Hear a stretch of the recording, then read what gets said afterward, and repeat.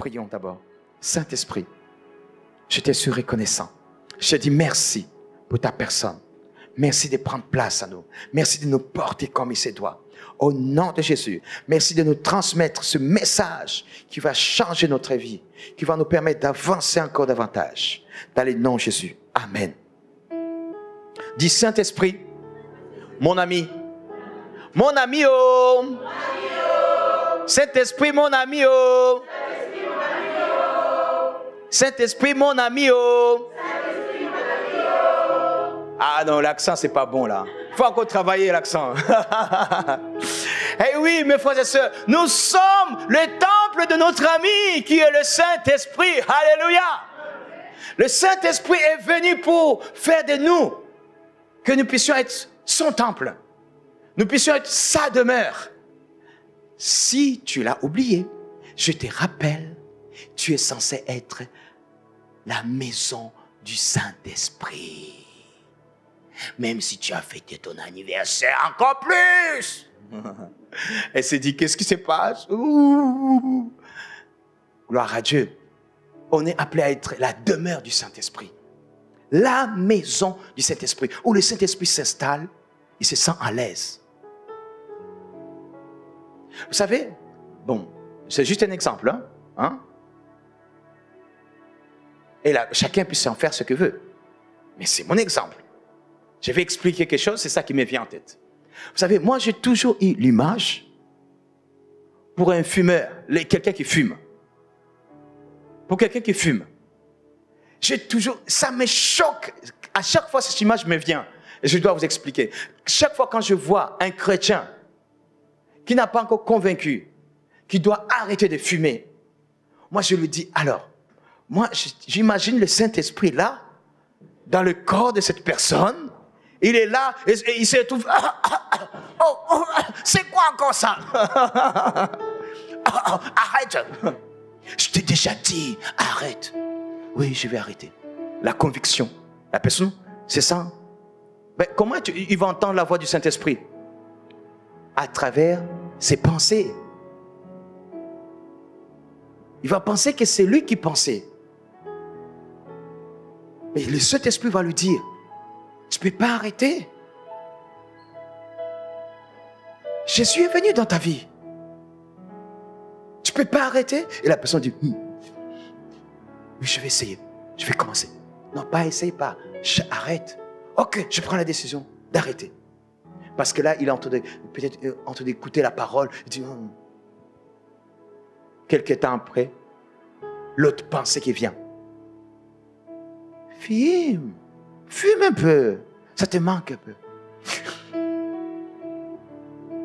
Mais le goût, cigarette, de la nicotine, la personne choisit d'abandonner la voix de l'Esprit de Dieu pour écouter la voix du malin, du diable. Il est incapable de dire, je veux écouter plus la voix de l'Esprit de Dieu que d'écouter la voix du diable. Parce que le Saint-Esprit ne peut pas te laisser continuer à détruire ton corps. Quand quelqu'un fume, et même sur le paquet, c'est écrit, la cigarette tue. C'est écrit. Les gens qui ne connaissent pas Christ ont écrit là-dessus, cigarette tue. Donc, tu as de prendre, tu as de t'assassiner toi-même. Tu as de te donner la mort. À petit feu. Oui, c'est le cas de le dire. Chaque gorgée. Une taffe. Souffle. Souffle et s'en va. Petit à petit. Hé, l'Esprit de Dieu t'a déjà convaincu. Mon ami, oh! Cet esprit, c'est ton ami. Il t'a déjà expliqué. Il t'a convaincu. Ça va te tuer. Regarde, même ils ont écrit là, ça va tuer. Pourquoi? Parce qu'il veut prendre soin de sa demeure que tu es. Ton corps est la demeure de l'Esprit de Dieu. On n'a pas fait rentrer n'importe quoi maintenant. Et là, j'ai donné l'exemple de la cigarette. Mais regarde tout. tout ce que l'Esprit de Dieu va te mettre à cœur, comment entendre la voix de l'Esprit de Dieu? L'Esprit de Dieu va t'amener à ce que tu puisses réaliser la profondeur de la parole de Dieu. Donc, tout ce qui va à l'encontre de la parole de Dieu n'est pas la voix de l'Esprit de Dieu. Mais par contre, tout ce qui te permet à ce que tu puisses respecter la parole de Dieu, là, c'est le Saint-Esprit qui te parle. Comment on va comprendre que l'Esprit de Dieu nous parle? D'où l'importance de connaître la parole de Dieu. Parce que ce qui va venir dans tes pensées, qui est en accord avec la parole de Dieu, même si c'est difficile pour toi, tu dois être obligé de suivre cela. Parce que c'est la voix de l'Esprit de Dieu. Mais par contre, tout ce qui n'est pas en accord avec la parole de Dieu, tu sais que ce n'est pas bien. Mais parce que tu aimes trop, tu dis, bon, quand même, Dieu va comprendre. Tu le fais. Ça veut dire que tu as désobéi à l'Esprit de Dieu. Le Saint-Esprit va te convaincre en disant, hé, mon frère, ton attitude là, tu commences à détruire ta propre famille. C'est comme ça. Tu risques de tout perdre. Il t'a dit que tu as une pensée. Ce n'est pas que tu as entendu une voix qui te dit, tu risques de tout perdre. Non, non, non, non. Tu réfléchis toi-même. Et tu as une pensée. Tu penses en disant, oh, je risque de perdre ma famille. Si tu continues comme ça, tu risques de perdre ta famille. Si tu ne changes pas. Mais tu choisis de ne pas changer. Ne viens pas pleurer en disant, le Saint-Esprit ne m'a pas averti. Non, il t'a averti. Parce que le Saint-Esprit, lui, voudra que la famille puisse être dans la joie. La famille puisse être unie. La famille puisse s'entendre. Alors, tout ce qui va t'animer, les pensées qui vont te conduire à ce que tu puisses aller loin de l'équilibre de la famille, ça ne vient pas du tout, Saint-Esprit. Moi, je rigole des fois, tu vas entendre les enfants de Dieu qui me disent, Saint-Esprit m'a dit. J'ai dit, bon, Saint-Esprit t'a dit, hein? Oui. Il t'a dit, oh, hein? Il t'a dit comme il faut. Oui, Saint-Esprit m'a dit que, oh, le Saint-Esprit m'a dit, arrête un coup avec ça. Le Saint-Esprit m'a dit, le Saint-Esprit m'a dit. Ok, tu peux dire, le Saint-Esprit m'a dit. Vous savez pourquoi? Comment? Ok. Beaucoup de gens, surtout perturbés, ils disent, Saint-Esprit m'a dit, mais c'est que, en fin de compte, le Saint-Esprit n'a pas dit. Du coup, ils ne savent plus quand est-ce que, quand il entend, par exemple, le pasteur dit, j'ai dit, ben, cet esprit t'a dit, il t'a dit quoi? La personne commence à être désorientée. Elle dit, alors, ça veut dire que le Saint-Esprit ne me parle pas? Comment je vais savoir si le Saint-Esprit m'a parlé? Le Saint-Esprit va toujours te permettre de mieux connaître et obéir la parole de Dieu. Ce qui est contraire à la parole de Dieu, ça ne vient pas du Saint-Esprit. Et donc, tu vas entendre les gens qui vont dire, le Saint-Esprit m'a dit. Le Saint-Esprit m'a dit que mon mari ne se convertira pas. Du coup, je le quitte. Oh, oh, oh, oh, oh, oh, oh, oh, oh, oh, oh, oh, po, po, po. Saint-Esprit t'a dit ça. Hein, ma soeur? Oui, oui, c'est vrai, j'ai compris. Je pense que maintenant, je préfère être seul. Ok, tu comprends ce que ça veut dire, ça? Tu sais ce que ça veut dire? Ça veut dire, si tu quittes ton mari, tu ne pourras plus jamais te marier. Tu prends la décision de le quitter. Il n'a rien fait. Il t'a frappé? Non. Il t'a insulté? Non. Qu'est-ce qu'il a déjà fait? Mais écoute... Le Saint-Esprit, j'ai senti vraiment, hein? Le Saint-Esprit m'a montré qu'il ne changera pas. Oh, oh, oh, oh. Je vais dire clair et net. Je dis faux, ce n'est pas Saint-Esprit. Pourquoi? Parce que le Saint-Esprit ne peut pas dire ça. Non. Ce n'est pas parce qu'il n'est pas converti qu'il n'est plus ton mari. Il est ton mari. La Bible dit, sauf c'est lui qui prend la décision en disant, moi, je ne peux plus supporter avec cette personne qui a accepté Jésus. Je m'en vais. Ah, là, c'est différent. Mais toi, tu n'as pas... S'il dit, écoute, tu as accepté Jésus, ok, je viens pas dans ton truc, mais mais je viens pas vraiment, mais je t'aime, mon amour. Je t'aime, ma chérie, je t'aime toujours, tu es toujours la même. Et alors, c'est pas la raison de prendre la décision de quitter. Vous comprenez? Il y a des moments où on peut prendre des décisions, on peut aller dans le sens en disant, le Saint-Esprit m'a dit. Non. Le Saint-Esprit ne t'a pas dit, mais par contre, il y a celui qui veut te détruire. Tu vas commencer à dire, ma femme m'étouffe. Ma femme ne veut pas que je puisse évoluer dans ma vie. Oui, je pense que vraiment, elle n'est pas animée d'un esprit qui est pur. Hein. C'est une Jézabel. C'est une Jézabel. Et oui, je pense que non, je ne peux plus avancer comme ça. Alors, c'est la raison pour laquelle tu commences à nourrir tes pensées en disant, tu veux quitter de la maison, tu veux aller habiter ailleurs. Tu penses que c'est le Saint-Esprit qui t'a nourri ça? Non. C'est celui qui veut te détruire comme pas possible. C'est lui qui est jaloux de toi, de ce que tu as. Il veut que tu puisses tomber encore plus bas que terre. Jamais le Saint-Esprit ne te dira ça. Parce que ça, c'est contraire à la parole de Dieu. Le Saint-Esprit va venir nous éclairer la parole de Dieu. On va lire dans Hébreux chapitre 10, verset 16. Le travail du Saint-Esprit en nous. Hébreux chapitre 10, verset 16. Voici l'alliance que je ferai avec eux après ces jours-là. Avec eux. C'est qui? Eux, c'est qui? Oui, c'est nous. Voici l'alliance que je ferai avec eux après ces jours-là. Dit le Seigneur, je mettrai mes lois dans leur cœur et je les écrirai dans leur esprit. Waouh! Je reprends. Je mettrai mes lois dans leur cœur et je les écrirai dans leur esprit.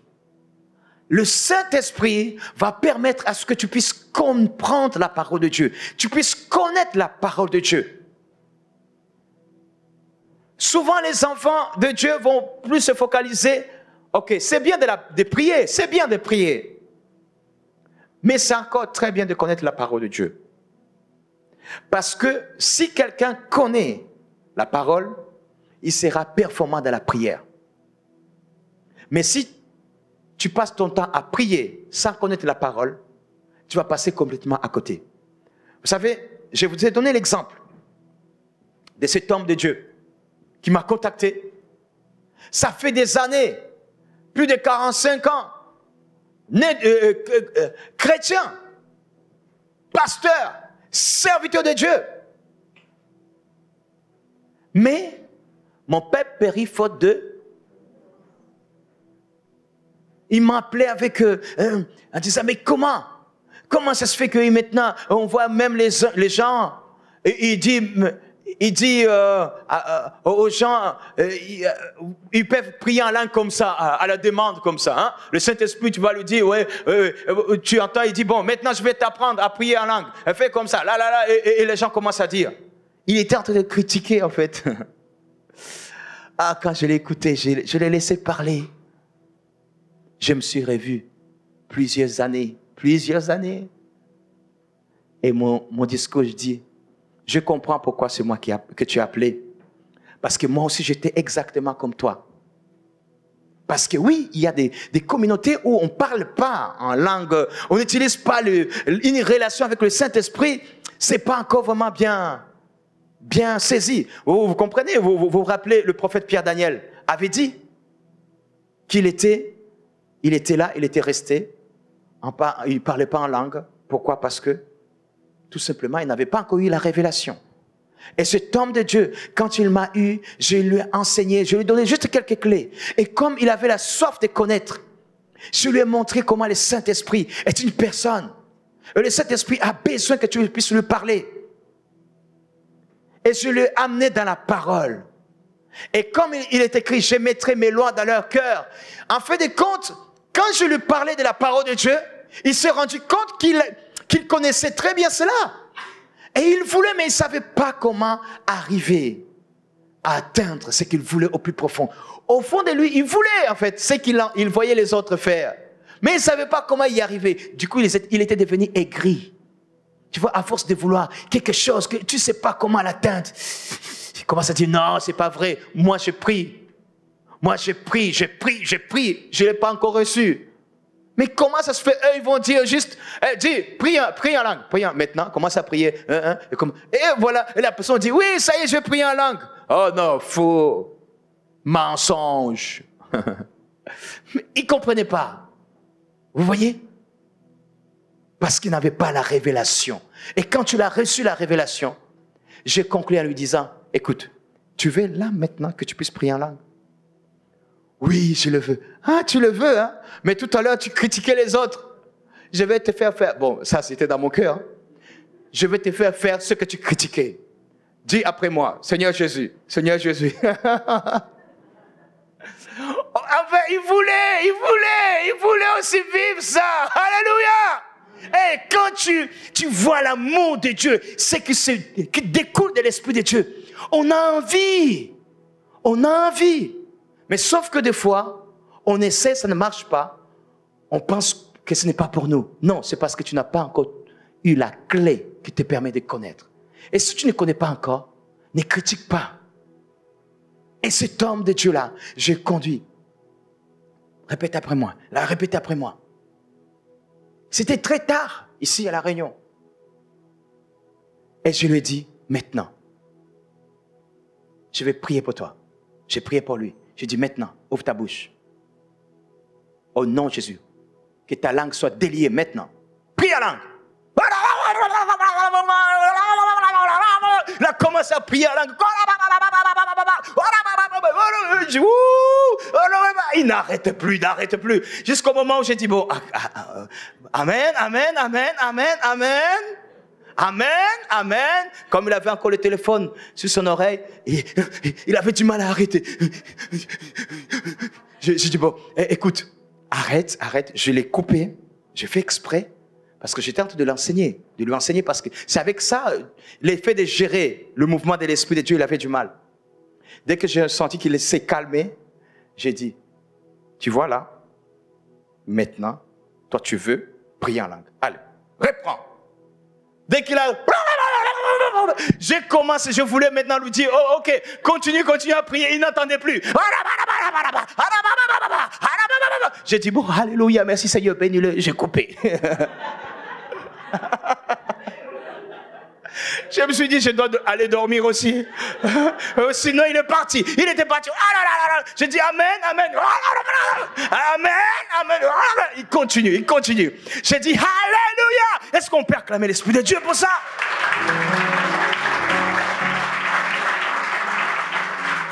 Quand quelqu'un est embrasé par la relation avec le Saint-Esprit, il rentre dans une autre dimension. Il comprend que vraiment le Saint-Esprit est plus près de lui. Le Saint-Esprit est en lui. Il fait de toi sa demeure. Luc chapitre 1 verset 17. Le Saint-Esprit vient en toi et s'établit. Il fait de toi sa demeure. Il y a un objectif. Si l'Esprit de Dieu vient et il s'installe à toi, il vient avec ses affaires, peu importe l'âge que tu as. Peu importe l'âge que tu as, si tu demandes, si tu cultives la relation avec le Saint-Esprit, tu verras que ça va améliorer tes pensées. Tu ne vas pas avoir des pensées mauvaises, des pensées de souillure. Non, tu auras des pensées du royaume. Pourquoi? Parce que le Saint-Esprit va faire son travail. La Bible dit ceci. Il marchera devant Dieu avec l'esprit et la puissance d'Élie pour ramener les cœurs des pères vers les enfants et les rebelles à la sagesse des justes, afin de préparer au Seigneur un peuple bien disposé. Qui veut être un peuple bien disposé? Qui veut être un peuple bien disposé? Tu veux être une personne que quand l'Esprit de Dieu va dire, hey, ma fille, je vais te parler et tu puisses entendre sa voix. Qui veut? Qui veut être cette personne, même, peu importe là où tu seras, tu entends, l'Esprit de Dieu te dit, prie, tu lèves, tu pries. N'importe où. J'aime bien dire ça. Excuse-moi, mais l'Esprit de Dieu m'amène toujours à ce que je puisse dire ça. Et je passe à la radio. Il y a forcément quelqu'un qui peut être en difficulté, qui est complexé. L'ennemi l'a verrouillé un peu partout. Il n'arrive pas vraiment à prier. Même si tu es dans les toilettes, tu sens vouloir prier. Prie n'importe où, là où tu es. Prie. Qui est prêt à prier n'importe où, même dans les toilettes? N'importe où. Il n'y a pas un territoire où tu ne peux pas laisser. Tu entends le Saint-Esprit? Oui. Il ne faut pas laisser. Le diable aime bien mettre une forme de tabou, des choses, des hontes. On en avait parlé pendant le confinement. La honte, tout ça, pour nous limiter à ce que nous ne puissions pas vivre ce que l'Esprit de Dieu veut. Le Saint-Esprit, quand il vient à nous, il a un objectif. Comme nous sommes sa demeure, nous sommes sa maison, il va vouloir transformer, nous transformer. Et c'est pour cela qu'il va pouvoir agir avec la puissance d'Élie. De quelle façon? Pour ramener les cœurs des pères vers les enfants. Oui, les parents qui n'arrivent pas à se rapprocher de ces enfants. Les cœurs rebelles, les enfants qui sont rebelles, ils vont être rapprochés de leurs parents. Ça veut dire qu'il va y avoir une transformation. Pourquoi? Parce qu'il y a la sagesse de Dieu qui va s'établir. Et cette sagesse va permettre à ce que la personne puisse comprendre, ah non, je ne dois pas me comporter comme ça. L'enfant va comprendre, non, c'est ma mère, c'est mon père, je ne dois pas me comporter comme ça. Le père va comprendre en disant, tu ne dois pas être de cette façon. Tu dois changer. Tu es en train de détruire ta maison, tu es en train de détruire ta famille. Petit à petit, ne te pense pas plus intelligent que le diable. Il est rusé. Il s'appelle le malin. De toi-même, tu ne peux pas y arriver. Tu as besoin de t'abandonner complètement au Saint-Esprit. Parce que lui, l'objectif, il veut te détruire. Par contre, l'Esprit de Dieu, lui, il veut te bâtir. Il veut te transformer en mieux. Et il y a des moments où on bloque là-dessus. Quand on reçoit des conseils de la parole de Dieu, ou on lit quelque part en disant, tu réalises que ça c'est toi et tu dois changer, tu fais ton gros dos. Tu dis, écoute, non, moi c'est moi, hein. Quand même. Bon, ça je ne peux pas changer quand même. Ça c'est moi ça. Et chacun comme il est, hein. Moi je suis comme je suis. Hey, tu sais ce que tu es en train de dire? Ça veut dire, Saint-Esprit, va chercher ailleurs, pas chez moi. Moi, on ne me transforme pas. C'est ça ce que tu es en train de dire. À chaque fois quand tu dis, ça c'est moi, hein, voilà, hein, je ne peux pas changer, c'est comme ça, moi c'est comme ça.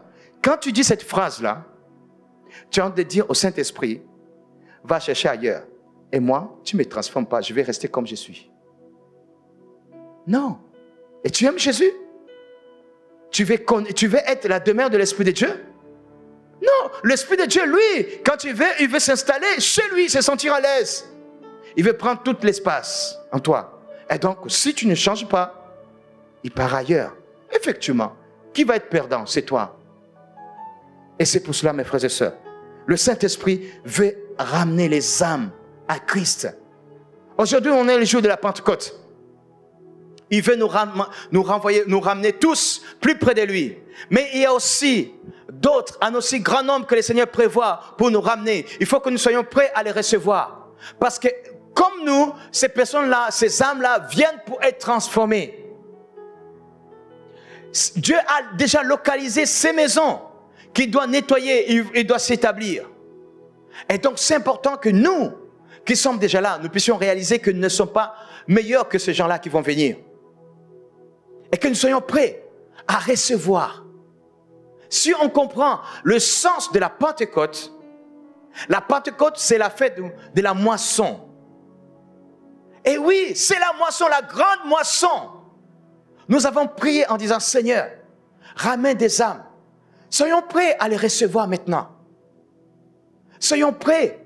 De quelle façon? Toi, en te laissant d'abord transformer. Si toi qui es venu avant, quand je te donne un conseil, tu ne veux pas changer. quand je te démontre dans la parole de Dieu, tu ne veux pas, tu veux rester comme ça, c'est tout à fait normal que celui qui viendra après, il va regarder sur toi, il va dire, c'est comme ça. Il va faire comme toi. Et à ce moment-là, tu te comportes comme une occasion de chute pour cette personne. Nous aurons à répondre de nos actes.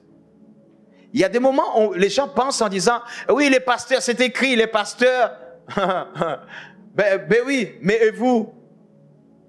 Vous êtes des enfants de Dieu. Vous êtes des témoins de Christ, n'est-ce pas? Ton comportement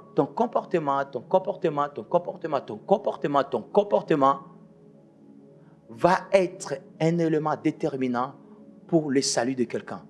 Ou la perdition, la chute, et cette personne risque d'aller en enfer à cause de ton comportement. Par contre, si ton comportement est bon comme il faut, cette personne est candidat au royaume de Dieu. Alors, réfléchis bien. Quel comportement tu veux donner, montrer? Tu veux donner un bon comportement qui va influencer les autres positivement, que les autres puissent changer? Alors, comporte-toi comme quelqu'un qui a été transformé. Ces personnes qui vont venir, les mamans qui vont venir, les adultes qui vont venir, les jeunes qui vont venir, ton comportement, toi qui es déjà là, va être déterminant. Est-ce que tu veux être l'outil du Saint-Esprit? Est-ce que tu veux que le Saint-Esprit puisse t'utiliser? Et que cette personne puisse encore avancer, évoluer comme toi tu avances? Tu veux? Alors comporte-toi comme le Saint-Esprit le demande. Comporte-toi comme le Saint-Esprit le demande. Ce qui fera que les autres jeunes qui vont venir vont te regarder. Ils vont dire, oui, je vais suivre. Comme l'autre, il est jeune, il aime Jésus, il témoigne de Jésus, il gagne. Même quand on est au collège, au lycée, il témoigne de Jésus. Oui, moi aussi je vais le faire. Il est venu pour juste une seule fois dans l'église, il commence aussi à gagner d'autres élèves. Il est étudiant, elle est étudiante. Oui, partout, elle témoigne. Des réunions, il commence à faire agapéo, discipola, à la fac, discipola au lycée. Oui. Chaque après-cours, on se voit quoi? 15 minutes ensemble. Venez, discipola, mes disciples, venez. Eh oui! C'est ça ce que l'Esprit de Dieu. Il ne faut pas étouffer l'Esprit de Dieu. Parce que l'Esprit de Dieu a sa mission. Et il s'est établi en toi. Il a fait sa demeure en toi. Il t'a transformé. Maintenant, démontre la transformation. Peu importe ton âge. Et Dieu pourra t'utiliser d'une manière extraordinaire. Tu es au collège, tu peux influencer. Et tu gagnes des personnes à Christ. Et ceux qui viennent, qui te croisent ici, ils trouvent un homme, une femme, un enfant, un jeune qui est fier de Jésus et dont l'Esprit de Dieu s'établit. Amen. Est-ce que nous pouvons acclamer l'Esprit de Dieu?